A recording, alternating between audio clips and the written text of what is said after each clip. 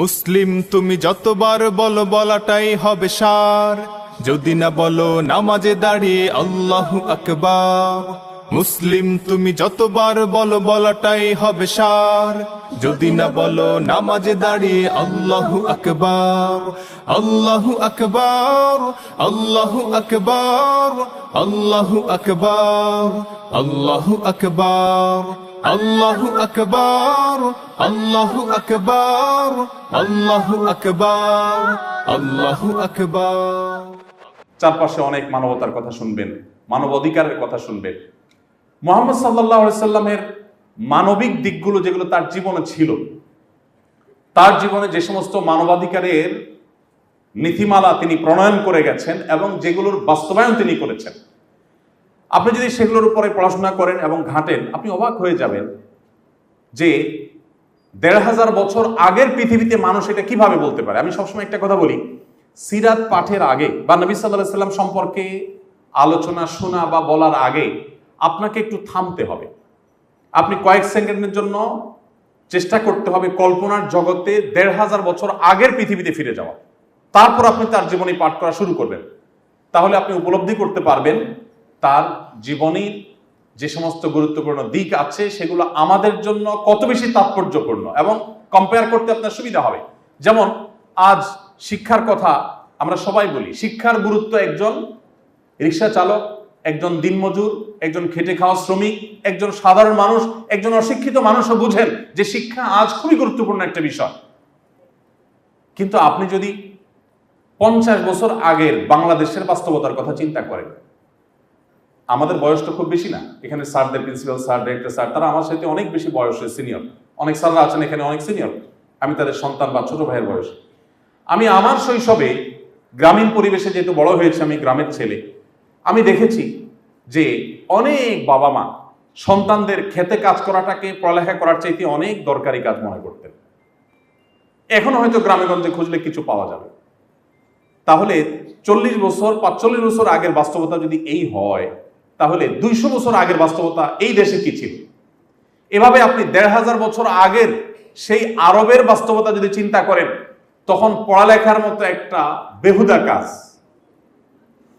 জ্ঞান অর্জন করার মতো একটা অপ্রয়োজনীয় কাজ, সেই সমাজের মানুষের কাছে একটা হাস্যকর কাজ, আনপ্রোডাক্টিভ একটা কাজ আরেকটা মনে হয়েছিল না।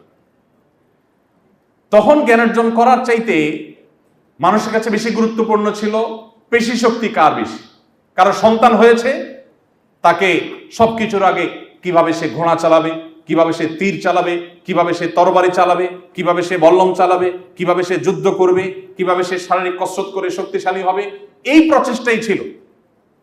যুদ্ধ ছাড়া মারামারি, খুনাখুনি, রাহাজানি, দখলদারিত্ব, এগুলো ছাড়া তখন মধ্যপ্রাচ্যের, তখন ইসলাম পূর্ব আরবের মানুষের আর কোনো কাজ ছিল না। তাদের কাছে শিক্ষা সবচেয়ে অপ্রয়োজনীয় ছিল।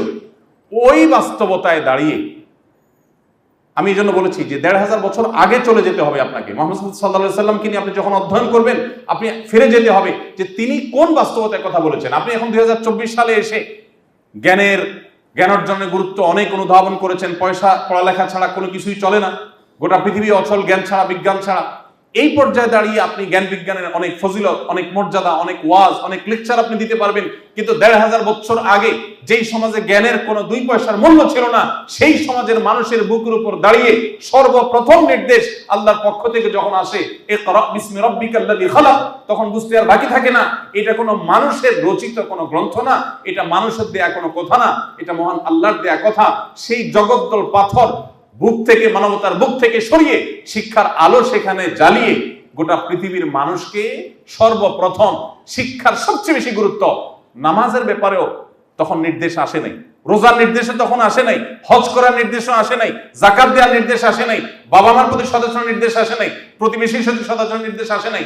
সবকিছুর আগে সর্বপ্রথম নির্দেশ এসেছে ইকরা বিসমি রাব্বিকাল্লাযী খালাক।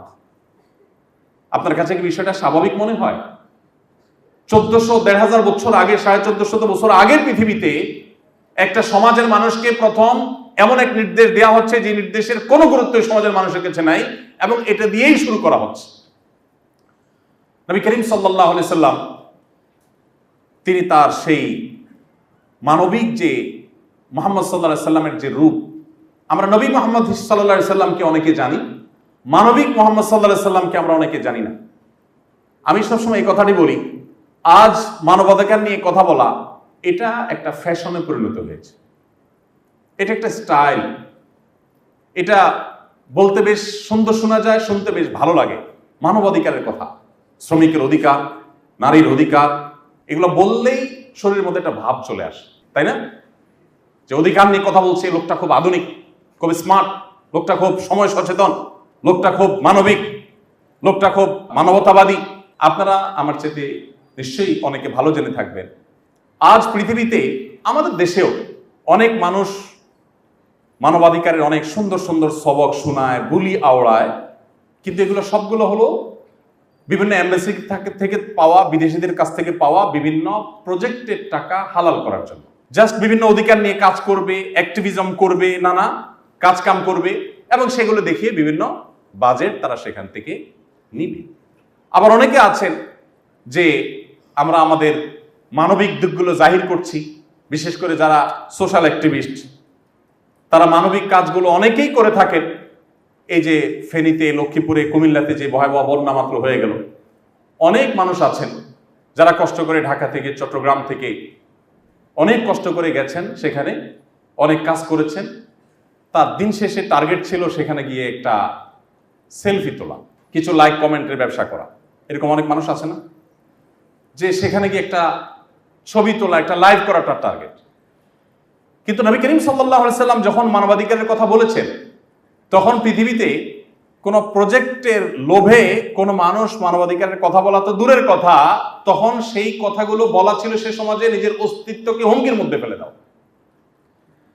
মেয়ে হিসাবে জন্মগ্রহণ করা যে সমাজে অপরাধ হিসাবে গণ্য করা হতো, নারী হিসাবে জন্মগ্রহণ করেছে এটাকে একটা দোষণীয় বিষয় মনে করা হতো। নিজের বাবা নিজের কন্যা সন্তান মেয়ে কেন হলো, যুদ্ধে তো আমার সাথে যেতে পারবে না, এই সন্তান দিয়ে তো আমার কাজে লাগবে না, সেজন্য তাকে জীবন্ত পুঁতে ফেলতো যে সমাজ, সেই সমাজের বুকের উপর দাঁড়িয়ে মুহাম্মদ সাল্লাল্লাহু আলাইহি সাল্লাম শুধু নারীকে রক্ষা করেন নাই, আকাশে তুলে রেখে গেছেন। তিনি বলে গেছেন, কোন বাবা যদি দুটি কন্যা সন্তানকে সঠিকভাবে লালন পালন করে, কোনো বৈষম্য না করে, কোনো অবিচার না করে, সঠিকভাবে তাদের তদারকি করে, সুসন্তান বানায়, আল্লাহর সাথে পরিচিত করায়, ঈমান তার ভিতরে প্রথিত করে, কোন প্রকার জুলুম অবিচার না করে, এক কথা সদাচরণ করে, দায়িত্বশীল অভিভাবকের দায়িত্বটা যদি পালন করে, দুটি কন্যা সন্তানের এরকম দায়িত্ব নিলে নবী করিম সাল্লাল্লাহু আলাইহি সাল্লাম সেই ব্যক্তির জান্নাতের গ্যারান্টি এবং নবীর সাথে জান্নাতে থাকার গ্যারান্টি দিয়েছেন। আমি প্রায় কম্পেয়ার করে বলার চেষ্টা করি, এখানে অনেকে আলেমারা আছেন, ওলামা ইকরাম অনেকে আছেন, নবী করিম সাল্লাল্লাহু আলাইহি সাল্লামের হাদিসের ভান্ডার থেকে আপনি একটি হাদিসও খুঁজে পাবেন না যে দুটি কন্যা সন্তানকে লালন পালন করলে এত মর্যাদার কথা আল্লাহ নবী বলেছেন। তার বিপরীতে 1 ডজন ছেলে সন্তান লালন পালন করলে নবী সাল্লাল্লাহু আলাইহি সাল্লাম জান্নাতের বারান্দায় জায়গা থাকবে, এরকম কথা বলেন। অর্থাৎ মেয়ে হিসাবে জন্মগ্রহণ করার পর তার বাঁচার অধিকার আছে, এই কথা মুহাম্মদ সাল্লাল্লাহু আলাইহি সাল্লাম বলে থামেন নাই। সমাজের সবচেয়ে বেশি সম্মানের সাথে, মর্যাদার সাথে বাঁচার অধিকার তাকে দিয়ে গেছে। অবাক করা বিষয় হলো, ইমাম মালিক রাহমাতুল্লাহ আলাইহি বলতেন, আল আম্বিয়া ও আবুল বানাত। নবী সাল্লাল্লাহু আলাইহি সাল্লাম শুধু নীতিবাক্য শুনে নীতিবাক্য শুনিয়ে বা থিওরি দিয়ে যান নাই। আল্লাহ রাব্বুল আলামিন আমাদের নবী সাল্লাল্লাহু আলাইহি সাল্লামকে বেশ কয়েকটা ছেলে সন্তান দিয়েছেন, কিন্তু তাদের সবাইকে নিয়ে গেছেন কখন? একেবারে শৈশবে, শিশুকালে। তার 4টি কন্যা সন্তান বড় হওয়া পর্যন্ত বেঁচে ছিলেন, স্বাভাবিক জীবনযাপন করেছেন, এবং তারাও ছেলে সন্তানের মা হয়ে দুনিয়া থেকে গেছেন, তারা সবাই কন্যা সন্তান। তিনি কন্যাদের অধিকার, মেয়েদের অধিকারের ব্যাপারে শুধু কথা বলেছেন তা নয়, যেহেতু তার পুরো লাইফটা আল্লাহ রাব্বুল আলামিন, আমাদের সবার জীবনে আল্লাহর কর্তৃক নিয়ন্ত্রিত, আল্লাহ রাব্বুল আলামিন তার হাবিব, তার রাসূলের জীবনে, তার সংসারে, তার ঘরে ছেলে সন্তান রাখেনি নেই, যেগুলোকে বাঁচিয়ে রেখেছেন সবগুলা কন্যা সন্তান। অর্থাৎ মেয়েদের অধিকারের ব্যাপারে শুধু তিনি কথা বলেছেন তা নয়, তার ঘরে সেটার ইমপ্লিমেন্ট তিনি করেছেন এবং বাস্তবায়ন করেছেন। ফাতিমা রাদিয়াল্লাহু তাআলার প্রতি তার যে মমতা, অন্যান্য কন্যা সন্তানদের প্রতি যে মমতা, এগুলো এক একটা নিয়ে 2-4-5 ঘন্টা লেকচার দেওয়া যাবে। ঘন্টাকে ঘন্টা আপনি অধ্যয়ন করে শেষ করতে পারবেন না যে বাবা হিসাবে কি করেছে। এক ব্যক্তি নবী সাল্লাল্লাহু আলাইহি সাল্লামের কাছে এসেছেন, এসে দেখলেন যে নবী সাল্লাল্লাহু আলাইহি ওয়াসাল্লাম তার নাতি হাসান এবং হুসাইন রাদিয়াল্লাহু তাআলা আনহুকে চুমু দিচ্ছেন, আদর করছেন। তখন সেই সাহাবী অবাক হয়ে বললেন, হে আল্লাহর রাসূল, আমার অনেকগুলো সন্তান আছে, আমি তো এদের কখনো আদর করিনি। সেই ১৫০০ বছর আগের মানুষের যে কালচার ছিল সেই কালচারের কথা বলা হচ্ছে, যে এভাবে আদর করার কালচার সে তখনকার মানুষের কাছে ছিল না, মানুষ জানতো না। এমনি আরবরা মানুষ হিসাবে একটু সাধারণত রূঢ় স্বভাবের, নবী রাসূলদের কথা ভিন্ন, সাধারণ আরবদের মধ্যে স্বভাবটা একটু রূঢ় প্রকৃতির হয়ে থাকে। আমি 10 বছর সৌদি আরবে ছিলাম। ইসলামিক অ্যাফেয়ার্স মন্ত্রণালয়ের তরফ থেকে বাংলা ভাষাভাষীদের মধ্যে দাওয়াতি কাজ করা আমার দায়িত্ব ছিল। তো ফ্যামিলি সহ থাকতাম। আমার বাসার সামনে আমি একবার দেখলাম এক সৌদিয়ান যাচ্ছে, তার পেছন দিয়ে তার ছোট বাচ্চাটা যাচ্ছে, কত 5-6 বছর বয়স হবে হয়তো। তো বাচ্চাটা বাবার পেছনে দৌড়ে দৌড়ে যাচ্ছে, দৌড়াতে গিয়ে ছোট মানুষ আর ওরা ছোট বাচ্চারাও জুব্বা পরে, লম্বা জুব্বা পরে, তো জুব্বার সাথে প্যাচে এসে পড়ে গেল, বেশ জোরে সোরেই পড়লো। তো আমি খেয়াল করলাম অনেক দূর থেকে তার বাবা বাচ্চার কান্নার আওয়াজ শুনে হালকা একটু ঘাড়টা ঘুরায় দেখলেন, দেখে বললেন, ইয়াল্লাহ গুম, ইস মুশকিল খালাস গুম, মানে সমস্যা কি, উঠো হাঁটো আসো। আমি আমার মিসেসকে বললাম যে দেখো তো, এটা কোনো বাঙালি বাবা দ্বারা সম্ভব? আমরা হলে দৌড় দিয়ে চলে যেতাম, আরে বাচ্চারা পড়ে গেছে, তাড়াতাড়ি করে মুছে দিতাম, কোলে নিতাম, বাবা কিছু হয় না, কাঁদে না, থামো, কত কাহিনী করতাম। আর ওই লোকটা আমি দেখলাম, আমার চোখের সামনে দেখে ঘটনা, যে অনেক দূরে বাচ্চাটা পড়ে আছে, কাঁদতেছে, বেশ ব্যথা পাইছে, বলতেছে খালা আসিস মুশকিল আল্লাহ গো, সমস্যা কি, উঠো দাঁড়াও আসো। এটা বলে সে আবার হাঁটা শুরু করছে। বাচ্চাও নিরুপায় দেখছে, আর কি করা, কষ্ট করে উঠে বেচারা হাঁটা শুরু করে দিচ্ছে। সেই আরবের মানুষ, এটা তো আমি বলছি 10 বছর আগের কথা, আর ১৫০০ বছর আগের বাস্তবতা কি ছিল? ওই ব্যক্তি নবী সাল্লাল্লাহু আলাইহি ওয়াসাল্লাম বলছেন, রাসূলুল্লাহ আমার অনেকগুলো সন্তান আছে, আমি কোনোদিন এদের কপালে এদের গালে কখনো চুমো দিয়ে আদর করে আমি কখনো দেখি নাই। নবী করিম সাল্লাল্লাহু আলাইহি ওয়াসাল্লাম তখন বেশ শক্ত ভাষায় বলেছিলেন, যে ব্যক্তি মানুষের প্রতি দয়া করে না, মায়া করে না, ভালোবাসা দেয় না, স্নেহ দেয় না, মমতা দেয় না, সে ব্যক্তি আল্লাহর পক্ষ থেকে স্নেহ, মমতা, ভালোবাসা পায় না। নবী করিম সাল্লাল্লাহু আলাইহি ওয়াসাল্লাম কি করেছেন বিশ্ব মানবতার জন্য? নীতিবাক্য বলা বহু মানুষ আপনি পাবেন, থিওরি দেওয়া বহু মানুষ আপনি পাবেন, একটি বিষয় দেখাতে পারবেন না যে মুহাম্মদ সাল্লাল্লাহু আলাইহি ওয়াসাল্লাম শুধু থিওরি দিয়ে গেছেন। তিনি যেগুলো থিওরি দিয়ে গেছেন তার সবগুলো বাস্তবায়ন করে গেছেন। মাত্র যে বললাম মদিনায় আসার পর 10 বছর স্বাভাবিক জীবন যাপন করার সুযোগ পেয়েছেন, তাও প্রতি বছর যুদ্ধ, এক না একাধিক, প্রতি রাত তাকে টেনশন নিয়ে ঘুমাতে যেতে হতো। এত চাপের মধ্যে, ভেতরের চাপ মদিনার ইহুদিদের, মুনাফিকদের, বাহিরের চাপ মক্কার মুশরিকদের, আর আরো দূরের চাপ রোমানদের, বিভিন্ন অনারব শাসকদের, রাজাদের, এত কিছুর পরও নবী করিম সাল্লাল্লাহু আলাইহি ওয়াসাল্লাম, তাকে আপনি দেখবেন যে তিনি তার এই জীবনে যা বলেছেন তার সবগুলো তিনি ইমপ্লিমেন্ট করে গেছেন, বাস্তবায়ন করে গেছেন সাল্লাল্লাহু আলাইহি ওয়াসাল্লাম। সম্মানিত উপস্থিতি, নবী করিম সাল্লাল্লাহু আলাইহি ওয়াসাল্লামের যে মানবিক দিকগুলো ছিল তার জীবনে, আপনারা একটা ঘটনা সবাই জানেন।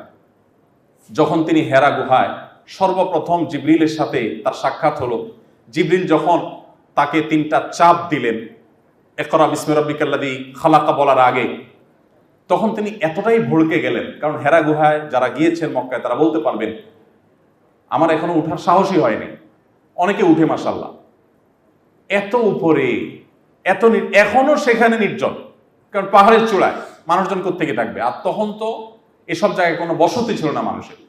এরকম নির্জন জায়গায় ফেরেশতা জিবরিলের চাপ, তার সাথে সাক্ষাৎ, এত বিশাল আকার সৃষ্টি, এগুলো দেখে নবী সাল্লাল্লাহু আলাইহি ওয়াসাল্লাম ভড়কে গেছে। বাসায় এসে তার স্ত্রী খাদিজা রাদিয়াল্লাহু আনহাকে যখন বললেন যে আমাকে চাদর দিয়ে মোড়াও, আমার গায়ে জ্বর এসেছে, আমি ভয় পেয়েছি, আমার জীবন বিপন্ন হওয়ার আশঙ্কা করছি আমি, তখন আব্বাজান খাদিজা রাদিয়াল্লাহু আনহা কি বলেছিলেন? হাদিসটা আপনারা অনেকেই জানেন। তিনি বলেছেন, কাল্লা লা ইউখজিকাল্লাহু আবাদা, কোশ্চেন কালেও আপনি কখনো চিন্তা করবেন না, আল্লাহ আপনাকে কখনো অপমানিত করবেন না, এটা হতে পারে না। কেন? কারণ ইন্নাকা লাতাসিলুর রাহিম, কারণ আপনি আত্মীয়তার বন্ধনগুলোকে সম্পর্কযুক্ত করেন, আপনি আত্মীয়তার সম্পর্কগুলোকে জোড়া দেন। কেউ কারোর আত্মীয়র সাথে সম্পর্ক ছিন্ন করলে আপনি সেখানে গিয়ে জোড়া লাগানোর জন্য ভূমিকা রাখেন। এবং ওয়াতাহমিলুল কাল, আপনি কারোর মাথার বোঝা খুব ভারী হয়ে গেলে তার বোঝাটা আপনি বহন করে দেন। কেউ ঋণের বোঝায় জর্জরিত হলে তার ঋণের বোঝাকে হালকা করার জন্য আপনি ভূমিকা রাখেন। ওয়াতাকসিবুল মাদুম, যার কিচ্ছু নেই তাকে আপনি উপার্জন করে দেওয়ার, তার সম্পদ আহরণ করে দেওয়ার, জোগাড় করে দেওয়ার উদ্যোগ আপনি নেন। ওয়াতাকরিদ দাইফ, আপনি মেহমানের মেহমানদারি করেন। আমরা হয়তো মনে করবো এটা আবার এমন কি বিষয়, মেহমানদারি করে এখন তো কোনো ব্যাপারই না, আমরা তো সবাই মেহমানদারি করি, আমাদের সমাজে এমন কে আছে মেহমানদারি করি না। এই জন্য আমি বললাম, আপনাকে নবী সাল্লাল্লাহু আলাইহি সাল্লামকে মূল্যায়ন করতে হলে, তাকে নিয়ে আপনাকে অধ্যয়ন করতে হলে আপনাকে ফিরে যেতে হবে ১.৫ সহস্র বছর আগের পৃথিবীতে, যেই পৃথিবীতে ২-৩ মাসেও অনেক বাসায় মানুষের চুলায় আগুন জ্বলতো না। খোদ নবী করিম সাল্লাল্লাহু আলাইহি সাল্লামের বাসায় ২ মাস ৩ মাসে একবার আগুন জ্বলতো না অনেক সময়। তাহলে কি খেয়ে বেঁচে থাকতেন? ওই যে হয় শুকনা খেজুর আর পানি, এই দুটি ছাড়া তৃতীয় কোনো খাবার ছিল না। মাসকে মাস এভাবে খেয়ে বেঁচে থাকতে হতো। মানুষ খাবার আজকের মতো এত খাবার কথা কল্পনা করতে পারতো না। সেই জায়গায়, সেই সমাজে নবী করিম সাল্লাল্লাহু আলাইহি সাল্লামের কাছে কোনো মেহমান আসলে মেহমানদের খাবার দেওয়ার ক্ষেত্রে তার কোনো কার্পণ্য ছিল না। এবং তার সাহাবীদের বহু ঘটনা আছে যিনি তাদেরকে এমন ভাবে গড়েছিলেন যে তারা খুব বেশি মেহমান নওয়াজ ছিলেন, অতিথি পরায়ণ ছিলেন। তো খাদিজা রাদিয়াল্লাহু তাআলা বলেছেন, ওয়াতাকরিদ দাইফ, আপনি তো খুব অতিথি পরায়ণ, নিজের বাসায় কোনো খাবার না থাকলে অতিথিকে আপনি কখনো না খাইয়ে ছাড়েন না, জোগাড় করেই ছাড়েন। মানুষকে খাওয়ানো সহজ কাজ আজ, কারণ আমার বাসায় অনেক কিছু আছে, সেখান থেকে একটু খাওয়ালাম, কিন্তু আছেই অল্প কিছু, তার আমি না খেয়ে ক্ষুধার্ত থেকে সারা রাত মেহমানকে খাওয়ালাম, এটা সহজ বিষয় না। নবী সাল্লাল্লাহু আলাইহি সাল্লামের জীবনের একটা বড় অংশ এভাবে পার হয়েছে। এরপর তিনি বলেছেন, ওয়াতাইনু আলা নওয়াইবিল হক, মানুষের অধিকার আদায়ের জন্য আপনি কাজ করেন। যেহেতু আপনি এত বেশি মানবিক উদ্যোগ গ্রহণ করেন, অতএব আপনাকে আল্লাহ তাআলা কখনো বেইজ্জত করবেন না, লাঞ্ছিত করবেন না। তিনি মানবতার উপকারের জন্য, মানুষের আর্থিক যে সমস্ত চাহিদা আছে সেগুলো পূরণ করবার জন্য, অভাবী গরিব দুস্থ মানুষদের পাশে দাঁড়াবার জন্য যাকাতের বিধান আল্লাহর পক্ষ থেকে আমাদের জন্য আরোপ করেছেন। সাদাকা দিয়েছেন, কোরবানি দিয়েছেন, মানত দিয়েছেন, কাফারা দিয়েছেন, এবং বিভিন্ন পশু জবের যে উদ্যোগ হালাল সেটার বিধান দিয়েছেন, ওয়াকফের বিধান দিয়েছেন, ওসিয়তের বিধান দিয়েছেন, দানের বিধান দিয়েছেন, ঋণ দেওয়ার ফজিলত বর্ণনা করেছেন, এবং এতিম গরিব বিধবা তাদের দায়িত্বভার গ্রহণ করার ফজিলত বর্ণনা করেছেন, উৎসাহ দিয়ে গেছেন। এবং যত রকমের কল্যাণমূলক কাজ আছে, মসজিদ নির্মাণ, মানুষকে পানি পান করানো, কূপ খনন করা, রোজাদারকে ইফতার করানো, তালেব ইলমদের খানা খাওয়ানো, এতেকাফকারীদের খেদমত করা, মসজিদের আবাদ করা, সমাজের নানামুখী কাজ করা, বিপন্ন মানবতার পাশে দাঁড়ানো, বিধবাদের বিশেষ করে দায়িত্বভার গ্রহণ করা, এরকম শত সহস্র আইটেম বলা যাবে। এমনকি বন্দীদেরকে খাবার দেওয়ার উদ্যোগ গ্রহণ করা, শত সহস্র আইটেম তিনি বের করেছেন এবং সেগুলোর ইমপ্লিমেন্ট করেছেন মানবতার মুক্তির জন্য, মানবতার উপকারের জন্য, মানবিক উদ্যোগ হিসাবে। মানবিক মুহাম্মদ সাল্লাল্লাহু আলাইহি সাল্লাম তার যে জীবনের মানবিকতার দিকগুলো আছে, শুধু এগুলো নিয়ে যদি আপনি অধ্যয়ন করেন, আপনি অবাক হয়ে যাবেন। এই সবগুলো তিনি শুধুমাত্র আবাদ করে যান নাই, শুধুমাত্র সমাজের মানুষকে বলে যান নাই, তত্ত্ব দিয়ে যান নাই, তিনি তার প্রত্যেকটি নিজে হাতে বাস্তবায়ন করে তারপরে পৃথিবীতে গেছেন। সময় কিন্তু সেই 10 বছর, যুদ্ধ করতে করতে জীবন শেষ, এত কিছু করে গেছে ভাইরা আমার। তো সেই নবী করিম সাল্লাল্লাহু আলাইহি সাল্লাম সম্পর্কে আমাদের জানার প্রয়োজন আছে না নাই? আলোচনা করতে করতে হয়তো অনেক দিক আমরা অনেক দিক চলে যেতে পারবো, অনেক আলোচনা করতে পারবো। আমার মনে হয় আমরা কনক্লুশনে চলে আসি। নবী করিম সাল্লাল্লাহু আলাইহি সাল্লাম তার চাইতে উত্তম কোনো আদর্শ, তার চাইতে উত্তম কোনো মডেল, কোনো বিকল্প আমাদের জন্য, গোটা বিশ্বের মানুষের জন্য আর কেউ হতে পারে না। এটা একজন মুসলমান হিসেবে শুধুমাত্র ভক্তি বিশ্বাসের বিষয় না, এটা বাস্তবতা। দেখুন, আজ আমরা বৃক্ষরোপণের অনেক ফজিলত জানি, তাই না? আমি একবার একটা টেলিভিশন প্রোগ্রামে একজন বাংলাদেশের নামকরা একজন স্থপতি, পাশাপাশি তিনি পরিবেশবিদ, তার সাথে একটা প্রোগ্রামে একসাথে ছিলাম। তো আমার পালা যখন আসলো, আমি পরিবেশ নিয়ে কিছু কথা বলার যখন সুযোগ আসলো, আমি পরিবেশ সম্পর্কে কয়েকটা হাদিস শোনালাম। আমার বক্তব্য শেষ করার পর অনুষ্ঠানের ফাঁকে সে ভদ্রলোক, সে স্থপতি এবং পরিবেশবিদ, তিনি আমাকে বললেন, হুজুর, আমি তো মুসলমান, খুব প্র্যাকটিসিং, ৫ ওয়াক্ত নামাজ কালাম পড়ি, কিন্তু আমি জীবনে এগুলো শুনি নেই। পরিবেশ সম্পর্কে আমার নবী এই সমস্ত কথা বলে গেছেন। এখন এই পর্যায়ে এসে ফ্যাক্টরি রেভলিউশনের পর যত্রতত্র কলকারখানা করে কালো ধোঁয়ার মাধ্যমে, কলকারখানা বর্জ্যের মাধ্যমে গোটা পৃথিবীকে বাস অযোগ্য করে তোলার পর এখন পৃথিবীর সবচেয়ে বেশি বাজেট হয়ে থাকে পরিবেশের জন্য। গোটা বিশ্বের সব দেশগুলো এখন পরিবেশের জন্য সবচেয়ে বেশি বাজেট দিচ্ছে এবং পরিবেশ নিয়ে সবচেয়ে বেশি তারা কনসার্ন। কিন্তু আপনি চিন্তা করুন তো, ফ্যাক্টরি রেভলিউশন হয়েছে কতদিন হয়েছে? বেশি দিন আগের কথা না। পৃথিবীতে যখন এই কলকারখানা হয় নাই, যখন এগুলোর বর্জ্য, তারপরে ধোঁয়া, কালো ধোঁয়া এবং নানাবিধ কারণে পৃথিবীর পরিবেশ যখন নষ্ট হয়নি, সেই পৃথিবীতে 1450 বছর আগের পৃথিবীতে বৃক্ষরোপণ করার গুরুত্ব বর্ণনা করার কি প্রয়োজন ছিল? অবাক করা ব্যাপার না? এখন বৃক্ষরোপণের গুরুত্ব আমরা বুঝি, তখনকার মানুষ তো বৃক্ষরোপণের বৈজ্ঞানিক উপকারিতাও জানতো না, আবার প্রয়োজনীয়তা এতটা ছিল না, কারণ পরিবেশ নষ্ট হয়নি।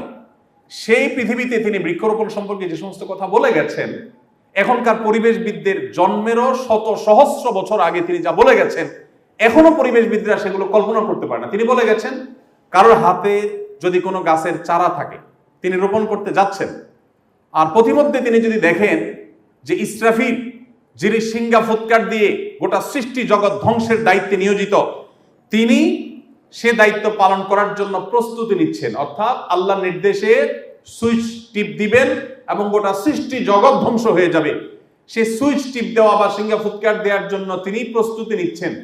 এমত অবস্থায় তোমার হাতে থাকা গাছের যে চারা আছে, এটা লাগাতে গিয়ে তোমার যদি মনে হয় যে লাগিয়ে এখন আর কি লাভ হবে, এখনই তো সব তুলার মতো সব ভেঙে চুরমার হয়ে ধ্বংস হয়ে যাবে, এই গাছের চারা থাকবেই তো না, তাহলে লাগিয়ে কি লাভ হবে, এই চিন্তা তুমি না করে ওই রকম পরিস্থিতিতেও তুমি গাছের চারাটি রোপণ করে ফেলবে। তুমি রোপণ করে ফেলেছো, সেটা ঠিকোক আর না ঠিকোক, তোমার প্রচেষ্টার কারণে আল্লাহর কাছ থেকে তুমি রিওয়ার্ড পাবে, সওয়াব পাবে। দেখুন, নবী করিম সাল্লাল্লাহু আলাইহি ওয়াসাল্লাম বলেছেন, তুমি যদি কোনো গাছ লাগাও, তোমার সে গাছ থেকে কোনো পশু, কোনো পাখি, কোনো পোকা, কোনো মাকড়, কোনো কিছু যদি খায়, কোনোভাবে উপকৃত হয়, তাহলে তুমি তাদেরকে খাদ্য দানের যে সওয়াব, যে রিওয়ার্ড, যে বিনিময়, এটা আল্লাহর কাছ থেকে পাবে। আমি একবার জিনাদের এক মাহফিলে একজন সেখানকার স্থানীয় জনপ্রতিনিধি ছিলেন, তো প্রসঙ্গত ওনাকে আমি একটু রসিকতা করে বললাম যে, ভাই, আপনি অনেক বড় নেতা মানুষ, মাশাআল্লাহ, এবং বহু মানুষকে আপনি খাবার খাওয়ান, অনেক টাকা পয়সা দেন, রাজনৈতিক কারণে, ভোটের জন্য, নোটের জন্য, নানা কারণে আপনারা দেন এগুলো। বাট আমার জিজ্ঞাসা হলো, আপনি জীবনে 2000 পিপিলিকাকে একবেলা দাওয়াত করে খাওয়াতে পারবেন কিনা? তুমি বলেন যে, ভাই, এটা আবার কেমন কথা বললেন, পিঁপড়া 2000 খাওয়ানোর মানে কি দাঁড়ালো? আমি বললাম, আচ্ছা, আপনি 500 পাখিকে একবেলা মেহমানদারি করবেন, এই সুযোগ আছে? বলো না, এটা কিভাবে সম্ভব? তাই আমি বললাম, আল্লাহ নবী সাল্লাল্লাহু আলাইহি ওয়াসাল্লাম সেই আইডিয়া আমাদেরকে দিয়ে গেছে। আপনি যদি 5টা গাছ লাগান, এগুলাকে যদি আপনি সুন্দর করে পরিচর্যা করেন, বড় করে তোলেন, নবী করিম সাল্লাল্লাহু আলাইহি ওয়াসাল্লাম বলে গেছেন যে এই গাছ থেকে কোনো না কোনো পাখি এর পাতা থেকে, এর ফল থেকে, এর ফুল থেকে সে জীবিকা আহরণ করবে এবং তুমি কিন্তু তাদেরকে খাওয়ানোর সওয়াব তুমি পেয়ে যাবে। ভাইরা আমার, আমরা আজ শ্রমিকের অধিকারের কথা বলি। শ্রমিকের অধিকারের কথা কি বলি? যে তাদের ন্যায্য পারিশ্রমিক দিয়ে দাও, তাদের রেস্টের সুযোগ রাখো, 8 ঘন্টা কাজ, 8 ঘন্টা ঘুম, এর ব্যবস্থা রাখো। নবী করিম সাল্লাল্লাহু আলাইহি ওয়াসাল্লাম কি বলে গেছেন জানেন? তিনি বলেছেন, শ্রমিকের শরীরের ঘাম শুকাবার আগে তার পারিশ্রমিক দিয়ে দাও। আমি যখন সৌদি আরবে ছিলাম, তখন সৌদি আরবের নিয়ম ছিল, এখন কি আছে আমি জানি না, 25 তারিখে স্যালারি হয়ে যেত। পৃথিবীর কোনো দেশে আছে কিনা আমি জানি না। তো আমি তখন জানতাম, তখন সৌদি আরব রাষ্ট্রীয়ভাবে ইসলামকে অনেক বেশি প্রমোট করতো। বাকি দিন দিন অধঃপতন গোটা পৃথিবীতে হচ্ছে, তাদেরও হচ্ছে। এখন পরিস্থিতি কোথায় দাঁড়িয়ে আছে আমি জানি না, তবে 5-7 বছর আগেরও কথা আমি জানি যে 25 তারিখে স্যালারি হওয়ার রাষ্ট্রীয় নিয়ম ছিল। আমি একটু অবাক হয়ে গেলাম প্রথম যাওয়ার পর, ভাই, 25 তারিখে স্যালারি কাহিনী কি? সাধারণত মানুষ 5 তারিখ 10 তারিখ পর্যন্ত নিয়ে যায়, কিন্তু মাস শেষ হওয়ার 5 দিন আগে স্যালারি কেন? তখন আমি জানতে পারলাম, ওই যে নবী সাল্লাল্লাহু আলাইহি ওয়াসাল্লাম বলে গেছেন, ঘাম শুকাবার আগে পারিশ্রমিক দিয়ে দাও, তো মাস শেষ হওয়ার আগে পারিশ্রমিক সেজন্য দেওয়ার সিস্টেম তারা চালু করেছে। শ্রমিকদের জন্য এরকম কথা পৃথিবীতে আজও কোনো শ্রমিকদের অধিকার নিয়ে কাজ করে কোনো ব্যক্তি বা প্রতিষ্ঠান আজও বলতে পারে নাই। আপনি আরো আশ্চর্য হবেন, তিনি বলেছেন, তোমরা যা খাও তোমার শ্রমিককে তা খাওয়াও, তোমরা যা নিজেরা পরো তোমার শ্রমিককে তা পরাও। এখন আপনি যে ব্র্যান্ডের শার্ট কিনেছেন, আপনি আপনার ড্রাইভারের গায়ে যদি এসে দেখেন কাকতালীয় ভাবে আপনি শার্টটা পরে আসছেন, আজকে নতুন শার্ট, আয়সা গাড়িতে উঠে দেখলেন ড্রাইভার সাহেব সেম ওই ব্র্যান্ডের শার্টটা পরে মাশাআল্লাহ বসে আছে, তখন মেজাজটা কেমন হবে বলেন? সাথে সাথে হয় মনে হবে যে শার্ট খুলে খালি গেঞ্জি গায়ে থাকলে তো ভালো হতো, মান সম্মান একটু টিকতো। আমরা কোথায় দাঁড়িয়ে আছি? সভ্যতার ভেগ ধারণ করলে মানুষ সভ্য হতে পারে নাকি? নবী করিম সাল্লাল্লাহু আলাইহি সাল্লামের আদর্শ ছিল, তোমার ড্রাইভার, তোমার কাজের লোক তোমার সাথে বসে একই মানের খাবার তাকে তুমি অফার করবে, খাওয়াবে, এটা তোমার কোনো হেজিটেশন হতে পারবে না। দিন শেষে সে তোমার মতো একজন মানুষ, তোমার ভাই, আল্লাহ তাকে অধীনস্থ করেছেন। উল্টাও হতে পারত, তোমাকে তার অধীনস্থ আল্লাহ তাআলা করতে পারতেন। মানবাধিকার নিয়ে অনেক কথাই বলা যাবে, কিন্তু শ্রমিকের অধিকারের ব্যাপারে এই লেভেলের কথা শুধু বলা নয়। হাবশী রাদিয়াল্লাহু তাআলা আনহু একজন কালো নিগ্রো মানুষ ছিলেন। আরবদের মধ্যে রেসিজম কোন লেভেলের আছে, যারা মধ্যপ্রাচ্যে ছিলেন, আপনাদের চিটাঙ্গের বহু মানুষ সৌদি আরবে থাকে, দুবাইতে থাকে, আপনারা ভালো করে জানবেন কি পরিমাণ থাকে। ওরা অনারবদেরকে, অনেকে, আমি সবার কথা বলছি না, ওদের একটা বড় অংশ বা প্রধান অংশ বলতে পারেন, অনারবদেরকে মানুষই মনে করেন অনেকে।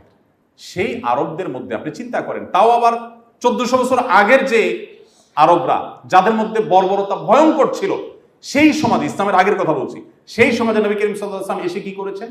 বেলাল রাদিয়াল্লাহু তাআলা আনহু, যিনি বাহির থেকে এসেছেন, একে তো বহিরাগত, খেয়াল করেন। এখনো সৌদিতে বা মিডল ইস্টে ফরেনারদেরকে কি বলে জানেন? সেখানকার স্থানীয় ভাষা, আলেমরা বলতে পারবেন কি বলে ভাই? আজনবী। ওই জন্য জানেন আজনবী শব্দের অর্থ কি জানি আমরা? আজনবী মানে কি? আননোন, মানে চিনি না তোমার, তুমি কি? তুমি বাঙালি, তুমি ইন্ডিয়ান, তোমাকে আমি চিনি না, তুমি আমার দেশের না, অচেনা। এবং আরেকটা শব্দ আছে আরবিতে, আজমি। আজমি শব্দটির যদি মানে ভেতর নিয়ে আমরা আলোচনা করি, আপনি অবাক হয়ে যাবেন। কি অর্থ? বোবা। আরেকটা অর্থ আছে, আল আজমা ও জুরহুহা জুবার, হাদিসে আছে। চতুষ্পদ জন্তুকে সাধারণত আজমা বলা হয়। সেখানে যারা আরবিতে কথা বলতে পারে না, তাদেরকে তারা কি বলে? আজমি। আপনাদের চিটাগাঙেও এই রোগটা কিছুটা আছে। আপনাদের প্রতি শ্রদ্ধা রেখে আমি বলতে চাই, আমার জীবনের একটা গুরুত্বপূর্ণ অংশ চট্টগ্রামের মাটিতে কেটেছে, এবং টুকটাক চিটাঙ্গা হতা হইতারি। আপনাদের এখানে চিটাঙ্গের বাইরের লোকদেরকে আপনারা বইঙ্গা বলেন, তাহলে এই রোগ আপনাদের মধ্যেও ভালো জিনিস না। কিন্তু যাই হোক, তো যেটা বলছিলাম যে আমাদের নবী করিম সাল্লাল্লাহু আলাইহি সাল্লাম, তিনি, আমি কেন এই বিষয়টাকে টানলাম, এই বিষয়টা টানলাম এই জন্য, দেখেন, তিনি একজন সাহাবী বাহির থেকে আসছেন, তার নাম হলো বেলাল রাদিয়াল্লাহু তাআলা আনহু, সবাই জানি আমরা, তাই না? এই লোকটা, তাকে যে মূল্যায়ন করেছেন, মর্যাদা দিয়েছেন, সেই মর্যাদাটা লেভেল কি ছিল এটা বোঝার জন্য, তখনকার পরিস্থিতি বোঝানোর জন্য বললাম যে রেসিজম কোন লেভেলের ছিল। সেই জগদ্দল পাথর বুকের উপর থেকে সরিয়ে, সেই রেসিজম যে সমাজে ছিল, সেই সমাজের বুকের উপরে টান টান করে বুক দাঁড় করিয়ে, শির দাঁড় করিয়ে, তিনি বেলাল রাদিয়াল্লাহু তাআলা আনহু, যিনি বাহির থেকে এসেছেন, শুধুমাত্র তাকে মানবিক মর্যাদা দিয়ে শেষ করেননি। একাধারে যে লোকটা বাহির থেকে আসছেন, অনারব, ইথিওপিয়ান, আবার তিনি গায়ের রং তার কালো ছিল, অর্থাৎ যেই রঙের মানুষদেরকে পছন্দ করতো না, সাদা কালো। এখনো পৃথিবীতে আমেরিকার মতো দেশেও আপনারা জানেন, শ্বেতাঙ্গ কৃষ্ণাঙ্গদের মধ্যে যে এক ধরনের স্নায়ুযুদ্ধ, এটা চলমান আছে এখনো। সভ্যতার সবচেয়ে বেশি দাবিদার যারা, তাদের দেশে আপনার কৃষ্ণাঙ্গ শ্বেতাঙ্গ নিয়ে এখনো পর্যন্ত যে আপনার দ্বন্দ্ব, সেটা চলমান আছে। সেখানে সেই নবী সাল্লাল্লাহু আলাইহি সাল্লামের সময়কার যে মধ্যপ্রাচ্যের মানুষের অবস্থা ছিল, মানসিক অবস্থা ছিল, সেই সমাজের মানুষের কাছে একজন লোক বাহির থেকে আসছেন, একে তো অনারব, আজনবী, আননোন মানুষ, আবার তিনি গায়ের রং তার কালো, আবার তিনি কৃতদাস ছিলেন। একটা মানুষকে সেই সমাজে ঘৃণা করার যতগুলো উপাদান প্রয়োজন ছিল, তার সবগুলো যখন একজন মানুষের মধ্যে ছিল, সেই মানুষটাকে শুধুমাত্র মানবিক মর্যাদা দেন নাই, তাকে নবী সাল্লাল্লাহু আলাইহি সাল্লাম নিজের সহকারী হিসাবে, মসজিদের মুয়াজ্জিন হিসাবে, আজকালকার মুয়াজ্জিন নয়, সেই সমাজের মুয়াজ্জিন, মসজিদের সবচেয়ে সম্মানজনক পদটা তাকে দিয়েছেন। আজ আপনি দেখবেন বহু মানবাধিকারের সবক দেওয়া মানুষগুলো বাসায় কাজের বুয়াদেরকে মেরে ফেলে। শুনেন না পত্রপত্রিকাতে, দেখেন না আপনারা? মানবাধিকার, শ্রমিকের অধিকার নিয়ে কথা বলতে বলতে মুখ দিয়ে আমরা খই ফুটে ফেলাই। বাসা দেখা গেল কাজের লোক মারতে মারতে শরীরে দাগ করে ফেলছি, পত্রপত্রিকা নিউজ হচ্ছে প্রায়, দেখেন না? মুহাম্মদ সাল্লাল্লাহু আলাইহি সাল্লাম সেই মানুষ ছিলেন যিনি শুধুমাত্র তত্ত্ব দিয়ে যান নাই, প্রতিটি তত্ত্বের সর্বোৎকৃষ্ট বাস্তবায়ন করে তারপর পৃথিবীতে চলে গেছেন। সময় কিন্তু ওই 10 বছর। আপনি তার জীবন নিয়ে যদি অধ্যয়ন করেন, আপনি বিস্মিত না হয়ে পারবেন না যে আল্লাহর সৃষ্টি জগতে তার অস্তিত্ব, তার জীবনী, এর চাইতে বড় বিস্ময়ের আর কোনো বিষয়ই নেই। আপনি দেখাতে পারবেন না জীবনে এত বাধা ছিল, এত বিপত্তি ছিল, এত ঝামেলা ছিল, এত টেনশন ছিল। আমাদের এই যে টুকটাক পেরেশানি আছে, আমি আসুন্নাহ ফাউন্ডেশন চালাই, আমাদের প্রিন্সিপাল স্যার এই প্রতিষ্ঠান চালান, আমাদের ডাইরেক্টর স্যার ওনার সেক্টর, হসপিটাল সেক্টর চালান।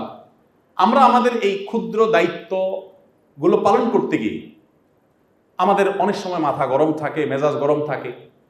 সামনে কেউ কোনো কিছু নিয়ে আসলে বলি, আরে পরে আসো, দেখো না ঝামেলার মধ্যে আছি, তুমি একটু পরে আসো। এরকম উৎসাহ প্রকাশ আমরা সবাই কম বেশ করি মানুষ হিসেবে, তাই না? আমাদের জীবনের অংশ এটা। কিন্তু আপনি অবাক হবেন, নবী করিম সাল্লাল্লাহু আলাইহি সাল্লামের সারা জীবনে আপনি যতগুলো জীবনী গ্রন্থ পড়বেন এবং হাদিস গ্রন্থে নবী সাল্লাল্লাহু আলাইহি সাল্লাম থুথু কয়বার কোথায় ফেলেছেন সেটাও কিন্তু সংরক্ষিত আছে।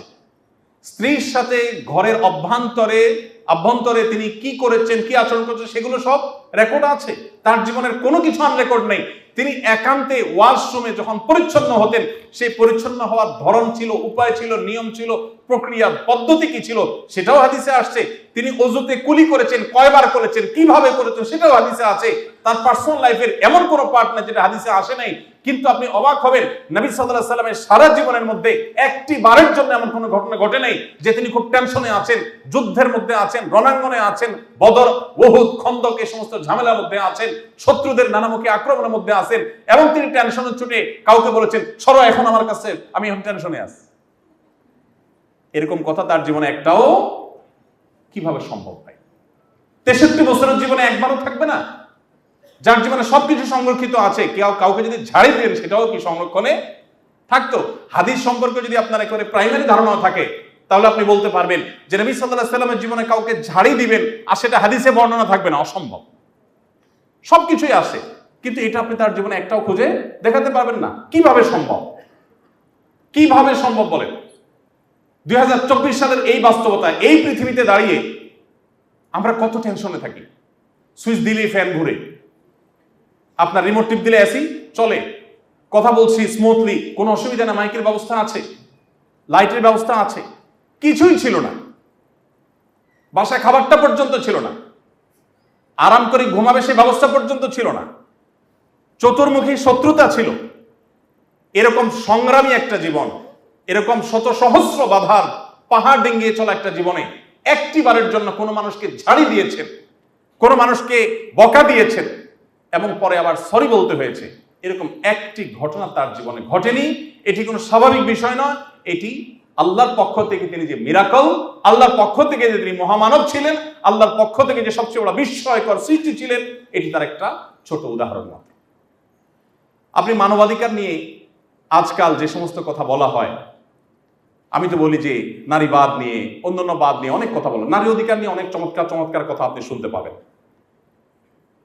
নারীদের অধিকার নিয়ে আপনি দেখবেন যে নারীকে কর্মক্ষেত্রে জায়গা করে দেওয়া উচিত, চমৎকার কথা। কিন্তু সেটা দেখবেন ইয়াং নারীদের বেলায়, বৃদ্ধ নারীদের বেলায় দেখবেন না। কি বলেন? দেখবেন পশ্চিমা পৃথিবীতে যারা আমাদেরকে এগুলো সবক দেয়, তাদের দেশে বৃদ্ধ নারীদের বেলায় তাদের একমাত্র ডিসিশন হলো বৃদ্ধাশ্রম। আর কোনো বিকল্প আছে তাদের কাছে? কিন্তু আমার মুসলমানদের কাছে কি বিকল্প আছে বলেন তো? আমার মুসলমানদের সমাজে আমার নবী সাল্লাল্লাহু আলাইহি ওয়াসাল্লাম যে আদর্শ শিক্ষা দিয়ে গেছেন, সে আদর্শের শিক্ষার কারণে আমাদের সমাজে নারীর জীবনের সবচেয়ে উপভোগ্য টাইমটা থাকে, সবচেয়ে সুখকর সময়টা থাকে তার বার্ধক্যের সময়টা। শূন্য, সামন্ত, ছেলে ফেলে, নাতিপুতি সব চারপাশে ঘিরে থাকে, ভাবটাই অন্যরকম।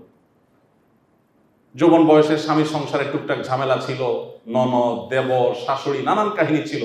মাঘের যখন বৃদ্ধ হয়ে গেছে, এখন সারা জীবন ডিস্টার্ব করা স্বামীটাও এখন বিড়ালের মতো সোফার এক কোণা চুপচাপ বসে থাকে। কেন বসে থাকে? কারণ তাকাইলে দেখে ছেলে ডানে, মেয়ে ডানে, ছেলের ঘরের নাতি, মেয়ের ঘরের পুতি, সব চারপাশে ঘেরা। বুড়ির যে পাওয়ার, তাতে বেচারা চুপচাপ মিসকিনের মতো বসে থাকে সোফার এক কোণে। আমাদের সমাজে নারীর অধিকার নবী করিম সাল্লাল্লাহু আলাইহি ওয়াসাল্লাম এমন ভাবে প্রতিষ্ঠা করে গেছেন নারীর জীবনে যত তার বয়স হবে তত তার মর্যাদা বাড়বে, তত তার মূল্য বাড়বে, তত তার গুরুত্ব বাড়বে, সংসারে তার আধিপত্য বাড়বে, তার কর্তৃত্ব বাড়বে, তার মর্যাদা বাড়বে। আর তোমরা যে নারীর অধিকারের কথা আমাদেরকে সবক শোনাতে আসো, তোমার সমাজে নারীর নিগ্রহের যে পরিমাণ, যে রেশিও, নির্যাতনের যে হার, সেটা আমরা সবাই জানি আজ গুগলের এই সময়, অনলাইনের এই সময়।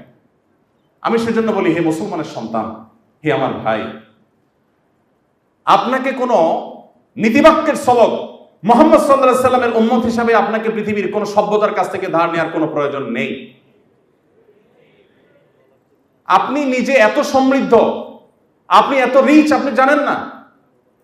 আপনার মানবাধিকারের প্রয়োজন, আপনার পশুর অধিকার প্রয়োজন। পশুর অধিকার নিয়ে তিনি কি করে গেছেন? কোন পশুকে যদি জবে করেও তোমার খেতে হয়, ছুরি ভালো করে ধার দিয়ে নাও। এক সাহাবী, এক ব্যক্তি, তিনি ছাগল শুইয়ে পায়ের নিচে চেপে ধরে আরেক হাতে চাকু ধার দিচ্ছেন। নবী সাল্লাল্লাহু আলাইহি ওয়াসাল্লাম দেখে তাকে ধমক দিয়ে বললেন, তুমি কি তাকে জবে করে মারার আগে আরো কয়েকবার মারতে চাও? কেন তুমি আগে থেকে ছুরি ধার দিয়ে আনো নাই? এখন গলার উপরে পাড়া দিয়ে তারপর তুমি ছুরি ধার দিচ্ছ। আরেকজনকে পিপিলিকা মারতে দেখেছেন, আগুন দিয়ে পোড়াচ্ছে। তিনি বলেছেন, লা ইউআযযিবু বিন-নার ইল্লা রাব্বুন নার। আগুন দিয়ে শাস্তি দেওয়া শুধু আগুনের সৃষ্টিকর্তার সাজে, আর কারোর সাজে না। কোন প্রাণী, কোন সৃষ্টি যদি তোমার উপদ্রবের কারণ হয়, তুমি মেরে ফেলো, নিধন করো, কিন্তু নির্মম ভাবে তুমি তাকে মারবে আর এনজয় করবে, ফুর্তি করবে, এটা তোমার কখনো স্বভাব হতে পারে না এজ এ মুসলিম। আপনি পশুর অধিকারের কথা বলবেন, প্রাণী সম্পদ রক্ষার কথা বলবেন। আমি আবারও বলছি, চলে যান ১৫০০ বছর আগের পৃথিবীতে, যখন মানুষ কি করতো জানেন? নবী সাল্লাল্লাহু আলাইহি সাল্লাম তো অনেক পরের কথা, তার একজন সাহাবী দেখতে পেলেন যে কোরাইশের, মক্কার কিছু যুবক ছেলে পেলে, যুবক পোলাপানের যৌবন বয়সে অনেক পাগলামি করে, অনেক উচ্ছলতা থাকে, উন্মাদনা থাকে। তারা দেখলেন যে এক ব্যক্তিকে ধরে নিলেন, তার কাছে অনেকগুলো পাখি আছে। এই পাখিগুলোকে সবগুলাকে বেঁধে বেঁধে রাখছে এবং তীর দিয়ে তারা দূর থেকে ওটাকে নিশানা বানায় টার্গেট করে তীর মারছে। কোনো পাখির গায়ে লাগছে, মারা যাচ্ছে সাথে সাথে। মারা গেলে তখন ওই পাখির বিনিময়ে ওই যে তীরটা লাগছে, ওই তীরটা পাখির মালিককে দিয়ে দিচ্ছে। এটা একটা খেলা, জুয়ার মতো অনেকটা বানায় নিচ্ছে। তো পাখির চাইতে তীরের দাম অনেক বেশি, মালিক তীরটা পেয়ে যাচ্ছে। আর যদি পাখিতে না লাগে তাহলে তো নাই। তো এইভাবে একটা খেলা তারা সাজাচ্ছিল, জাস্ট এনজয় করছে পাখিকে নির্মমভাবে মেরে মেরে।